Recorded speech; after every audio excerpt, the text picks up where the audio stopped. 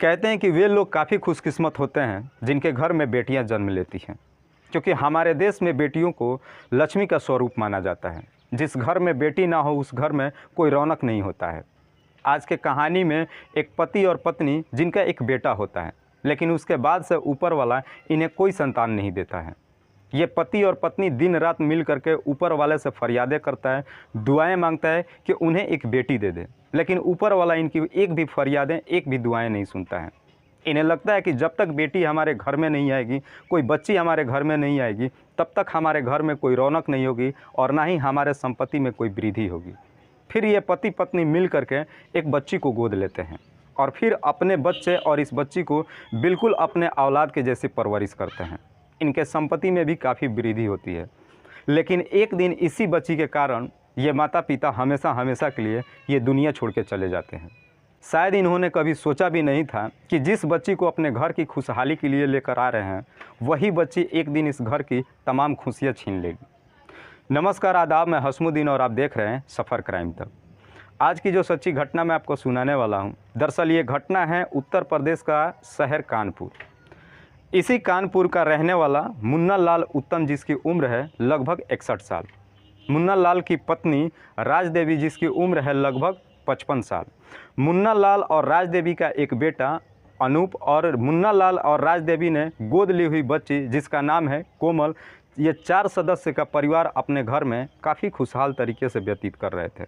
घर में किसी चीज़ की कमी नहीं थी, करोड़ों की संपत्ति थी कि अचानक 4 जुलाई 2022 के रात के वक्त कोमल अपने घर में चीखना चिल्लाना शुरू करती है।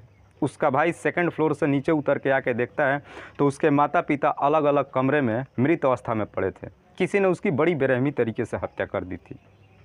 जब अनूप अपनी बहन कोमल से पूछता है तो कोमल कहती है कि जैसे ही मैंने शोर शराबा की आवाज़ सुनी, जब मैं उठी तो देखी 3 नकाबपोश यहाँ से दरवाजे के रास्ते भागते हुए दिखाई दिए थे।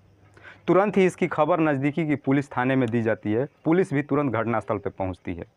पुलिस जब देखती है तो राज देवी एक अलग कमरे में पड़ी हुई है और उसका पति मुन्ना लाल उत्तम एक अलग कमरे में मृत अवस्था में पड़े हुए हैं। पुलिस तुरंत ही इन दोनों की बॉडी को अपने कब्जे में लेती है और पोस्टमार्टम के लिए भेज देती है। पुलिस जब कोमल से पूछताछ करती है तो कोमल कहती है कि जब मैंने शोर शराबा सुना, मैं जब उठी तो देखी 3 नकाबपोश यहाँ से भाग रहे थे।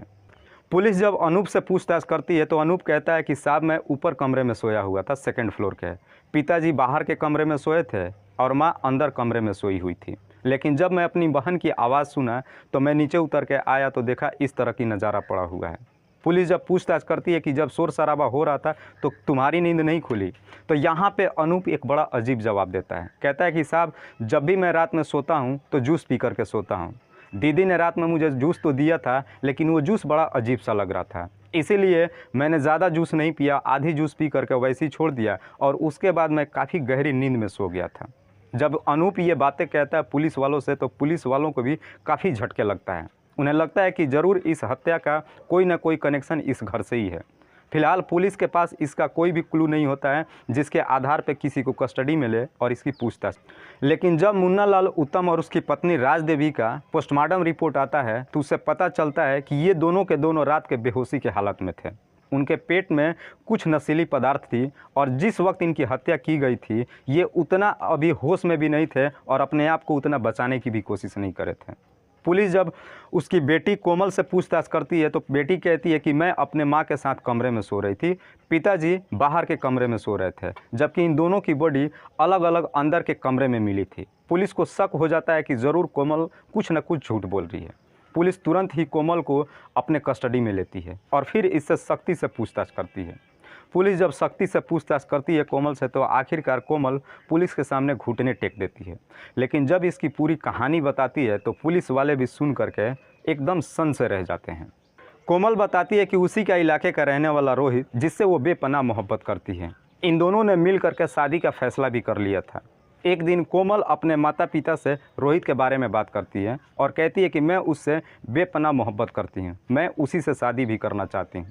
लेकिन जब कोमल ये सारी बातें अपने माता पिता से कहती है तो उसके माता पिता इस शादी से बिल्कुल खिलाफ हो जाते हैं और कहते हैं कि हम तुम्हारी शादी रोहित से किसी भी कीमत पे नहीं होने देंगे। रोहित का एक छोटा भाई है राहुल, जो कि मुंबई में एक एम्बुलेंस का ड्राइवर है। कोमल रोहित और उसके छोटे भाई राहुल दोनों से ही प्यार का नाटक कर रही थी, क्योंकि कोमल के दिमाग में बैठ चुका था कि वो अपने माता पिता की गोद ली हुई बच्ची है। उसके माता पिता कहीं भी अरे गरे किसी से भी शादी कर देंगे और उसके बाद से ये करोड़ों की संपत्ति उसके भाई अनूप की हो जाएगी। एक दिन कोमल जब ये सारी बातें अपने दोस्त रोहित से बताती है तो रोहित भी बजाय उसको सही रास्ते पर लाने के वो भी इसमें पूरे षड्यंत्र में शामिल हो जाता है और वो भी कहता है कि जो तुम सोच रही हो बिल्कुल ठीक सोच रही है, इसीलिए तुम्हारे माता पिता मुझसे शादी नहीं करना देना चाहते हैं। वो चाहते हैं कि तुम्हारी शादी कहीं भी कर दें और उसके बाद से ये सारी संपत्ति तुम्हारे भाई अनूप को दे दी जाए।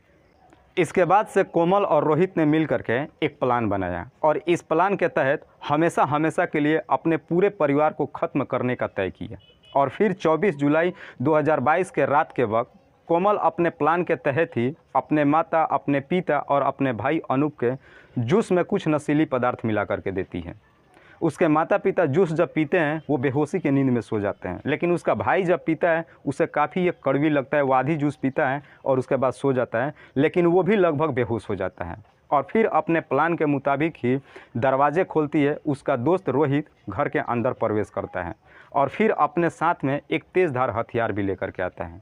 और उसी तेज़धार हथियार से कोमल अपने माता और पिता के दोनों को बारी बारी से उनके हाथ पीछे की तरफ पकड़ती है और रोहित उनके गले पर उसी तेज़धार हथियार से वार करता है, जिसकी वजह से उन दोनों की घटनास्थल पर ही मौत हो जाती है। और फिर कोमल दरवाज़ा खोल देती है और रोहित वहाँ से भाग जाता है और उसके बाद से कोमल चीखने चिल्लाने लगती है।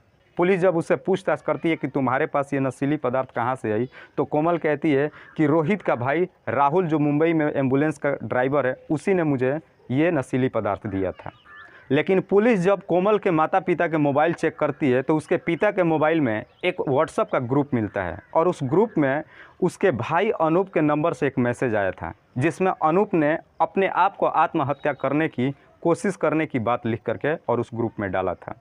जब पुलिस उसके मोबाइल से इस मैसेज को पढ़ती है वो काफ़ी चौंक जाती है। जब पुलिस कोमल से इसके बारे में पूछताछ करती है तो कोमल बताती है कि मैं अपने भाई को भी इस दुनिया से हटाने की पूरी तैयारी कर चुकी थी, लेकिन जैसे ही नीचे थोड़ा सा शोर शराबा हुआ मेरा भाई तुरंत ऊपर से जग करके और नीचे आ गया। मेरे भाई ने उस पूरी जूस को पिया ही नहीं था, जिसकी वजह से वो लंबी देर तक बेहोश हो सके। वाकई में जब ये पूरी कहानी पुलिस वालों को बताती है कोमल, तो पुलिस वाले सुन करके एकदम सन्न रह जाते हैं। कोमल के ही तहरीर पे पुलिस कमिश्नर विजय सिंह मीना का नाम है कि हमने एक टीम को मुंबई भेज दिया है रोहित के भाई राहुल को कस्टडी में लेने के लिए। फिलहाल हमने रोहित और कोमल को अपने कस्टडी में ले लिया है, उनके ऊपर गंभीर धाराओं में मुकदमा दर्ज करके और जेल भेज दिया है। बहुत जल्द ही हम रोहित के भाई राहुल को भी अपनी हिरासत में लेने वाले हैं। दोस्तों, इस कहानी को सुनाने का उद्देश्य किसी को परेशान नहीं करना है, किसी को तकलीफ़ नहीं पहुंचाना है, बस आपको बताना है आप जहां भी रहें सुरक्षित रहें और अपनों का ख्याल रखें। तब तक के लिए जय हिंद, जय भारत।